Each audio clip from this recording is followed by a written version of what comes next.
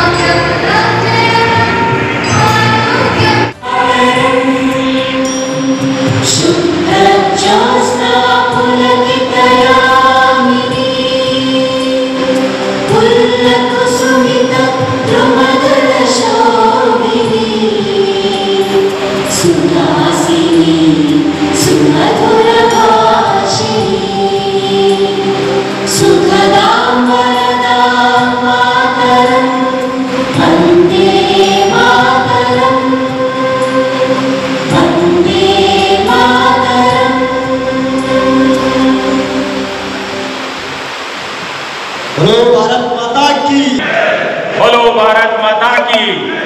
कांग्रेस ಪಕ್ಷಕ್ಕೆ ನಮ್ಮ ಕಾಂಗ್ರೆಸ್ ಪಕ್ಷ 138 ವರ್ಷಗಳ ಒಂದು ಸುದೀರ್ಘವಾದ ಇತಿಹಾಸ. 1885ರಲ್ಲಿ ಆವತ್ತಿನ ವಿಚಾರವಂತರು, ವಿದ್ಯಾವಂತರು, ಪ್ರತಿಭಾಶಾಲಿಗಳು ಕೂಡಿಕೊಂಡು ಈ ಕಾಂಗ್ರೆಸ್ ಪಕ್ಷವನ್ನು ಸ್ಥಾಪನೆ ಮಾಡಿದರು. 1923ರಲ್ಲಿ ಮಹಾತ್ಮ ಗಾಂಧೀಜಿಯವರ ನೇತೃತ್ವದಲ್ಲಿ ನಮ್ಮ ಕಾಂಗ್ರೆಸ್ ಪಕ್ಷ ಬ್ರಿಟಿಷರಿಂದ ಭಾರತ ದೇಶವನ್ನು ಸ್ವಾತಂತ್ರ್ಯ ಮಾಡಲು ಹೋರಾಟ ಮಾಡಿತು. 1947ರಲ್ಲಿ ನಮ್ಮ ಕಾಂಗ್ರೆಸ್ ಪಕ್ಷದ ನಾಯಕರು, ಕಾರ್ಯಕರ್ತರು ಕೂಡಿಕೊಂಡು ನಮ್ಮ ದೇಶಕ್ಕೆ ಒಂದು ಸ್ವಾತಂತ್ರ್ಯವನ್ನು ಕೊಟ್ಟರು. ಸ್ವಾತಂತ್ರ್ಯ ನಂತರ ಶ್ರೀಮಾನ್ಯ ಬಾಬಾ ಸಾಹೇಬ್ ಅಂಬೇಡ್ಕರ್ ಅವರ ನೇತೃತ್ವದಲ್ಲಿ ನಮ್ಮ ದೇಶವನ್ನು ಪ್ರಜಾಪ್ರಭುತ್ವವಾಗಿ ದೇಶವನ್ನು ಮಾಡಬೇಕಂತೇಳಿ ಅವರ ನೇತೃತ್ವದಲ್ಲಿ ಒಂದು ಸಂವಿಧಾನವನ್ನು ರಚನೆ ಮಾಡಿ ನಮ್ಮ ದೇಶವನ್ನು ಒಂದು ಗಣತಂತ್ರ ದೇಶವಾಗಿ ಮಾಡಲು ನಮ್ಮ ಕಾಂಗ್ರೆಸ್ ಪಕ್ಷ ಒಂದು ದೃಢ ನಿರ್ಧಾರ ಮಾಡಿತು. ಸ್ವಾತಂತ್ರ್ಯ ನಂತರ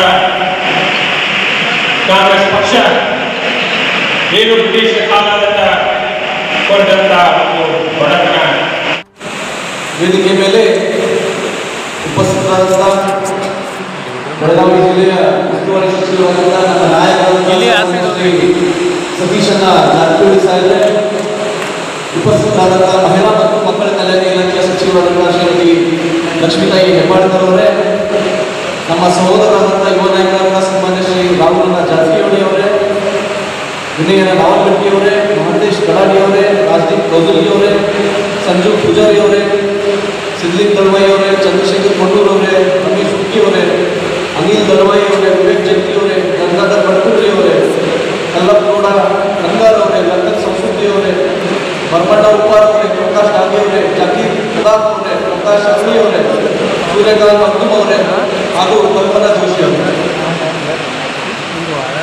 ಮೊದಲನೇದಾಗಿ ನನ್ನ ಬಗ್ಗೆ ಒಂದು ಸ್ವಲ್ಪ ಏನಾದರೂ ನಾನು ಹೇಳ್ತೀನಿ. ನನ್ನ ಶಿಕ್ಷಣ, ನನ್ನ ಸ್ಕೂಲಿಂಗ್ ಸ್ವಲ್ಪ ಮಹಾರಾಷ್ಟ್ರದ ನೋಡಿದೆ. ಅದರ ನಂತರ ಬೆಳಗಾವಿಗೆ ಬಂದು ಗೋಪ್ಟೆ ಇನ್ಸ್ಟಿಟ್ಯೂಟ್ ಆಫ್ ಟೆಕ್ನಾಲಜಿಯಲ್ಲಿ BE ಸಿವಿಲ್ ಅಂದ್ರೆ ಸಿವಿಲ್ ಇಂಜಿನಿಯರಿಂಗ್ ಓದಿ 2015 ನಂತರ ಪಾಸ್ ಔಟ್ ಆಗುತ್ತೆ. ಕಾಲೇಜ್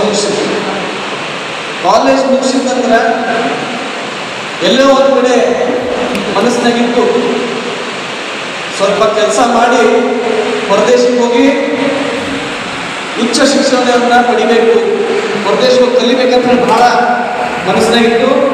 ಅದ್ರ ಮನ್ಯಾಗ ಡೈಲಿ ದಿನ ಏನು ಪರಿಸ್ಥಿತಿ ನೋಡ್ತಿದ್ವಿ. ನಮ್ಮ ತಾಯಿಯವರು 2 ಬಾರಿ ಚುನಾವಣೆ ಸೋತಿದ್ರು, 2 ಬಾರಿ. ಅಂತ ಕಷ್ಟ ಕಾಲದಲ್ಲಿ ಎಷ್ಟು ಅವಮಾನ. 2014 ಮೇಲೆಲ್ಲ ಬಂದಿತ್ತು. ನಮ್ಮ ತಾಯಿಯವರು ಲೋಕಸಭೆಗೆ ನಿಂತಿದ್ರು. ಗೋಕಾಕ್ ಹಾಗೂ ಅರಭಾವಿ ಮತಕ್ಷೇತ್ರದ ಜನರಿಗೆ ನನ್ನ ಜೀವನದಲ್ಲಿ ಎಷ್ಟು ಧನ್ಯವಾದಗಳು ಅಷ್ಟು ಬರ್ತೀವಿ. ಯಾಕಂದ್ರೆ ಆ ಟೈಮ್ನಲ್ಲಿ ನೀವು ನಮ್ಮ ಕನಿಷ್ಠವಾಗಿ ಒಂದು 50,000 ಮತಗಳನ್ನು ನೀವು ನಮಗೆ ಲೀಡ್ ಕೊಟ್ಟಿದ್ರಿ. ನೀವು ಋಣ ನಮ್ಮಲ್ಲಿ ಭಾಳ ಇತ್ತು. ಆದರೆ ಈಗ ಸಮಯ ಬದಲಾಗಿದ್ದೀಗ.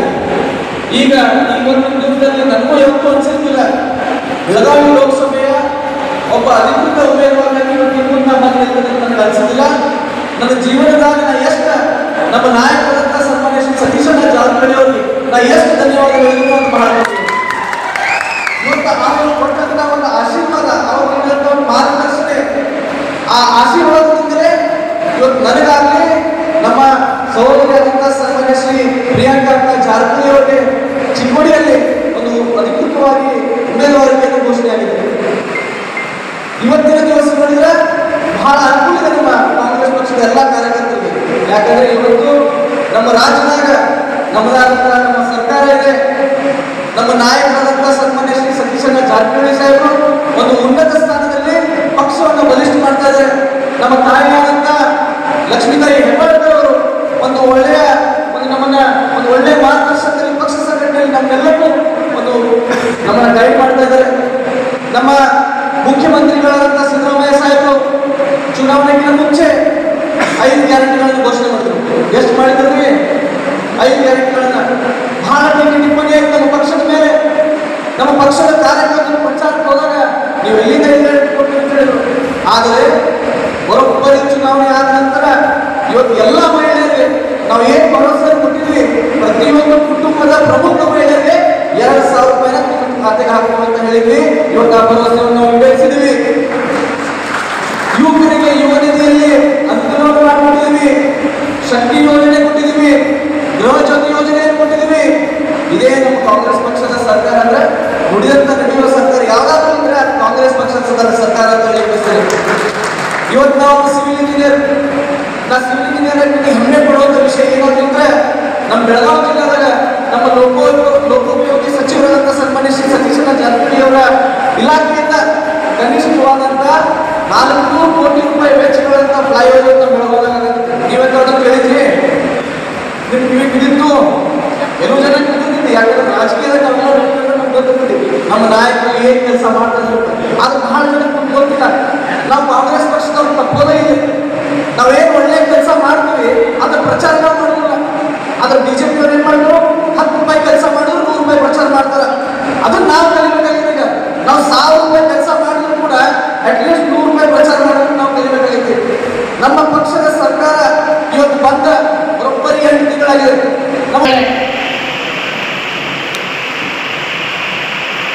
ರಾಮದೇವಿ ಮಹಾಲಕ್ಷ್ಮಿಯ ಪಾದಗಳಿಗೆ ಸಾಷ್ಟಾಂಗ ನಮಸ್ಕಾರಗಳನ್ನ ಮಾಡ್ತಾ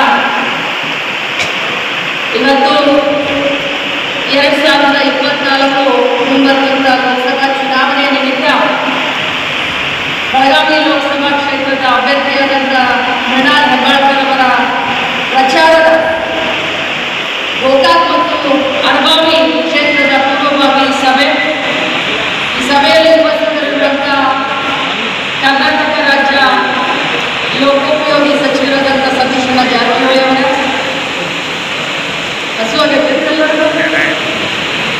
ಹಸುವಾಗೈತ ಹೆಂಗಂತ ಇಲ್ಲ ಹಸುವಾಗೈತೆ ನನ್ನ ಅಂದ್ರೆ ನಿದ್ದೆ ಮಾಡಕತ್ತೇನಂತ ನಮ್ಮ ಜಿಲ್ಲಾಧ್ಯಕ್ಷರು ಆದಂಥ ವಿನಯ್ ಗಾವಲಗಟ್ಟಿ ಅವರೇ, ಈ ಭಾಗದ ಮುಖಂಡರು, ಆತ್ಮೀಯರು, ಮಾರ್ಗದರ್ಶಕ ಹಿರಿಯರಾದಂಥ ಸಿದ್ಲಿಂಗ್ ದಳವಾಯಿಯವರೇ, ಆತ್ಮೀಯ ಸಹೋದರ, ಬಹಳಷ್ಟು ಒಳ್ಳೆ ಫೈಟ್ ಮಾಡಿ ಈ ಒಂದು ಕ್ಷೇತ್ರದ ಕಾಂಗ್ರೆಸ್ ಪಕ್ಷದ ಎಲ್ಲ ಒಂದು ನಾಯಕರನ್ನ ಜೊತೆಯಲ್ಲಿ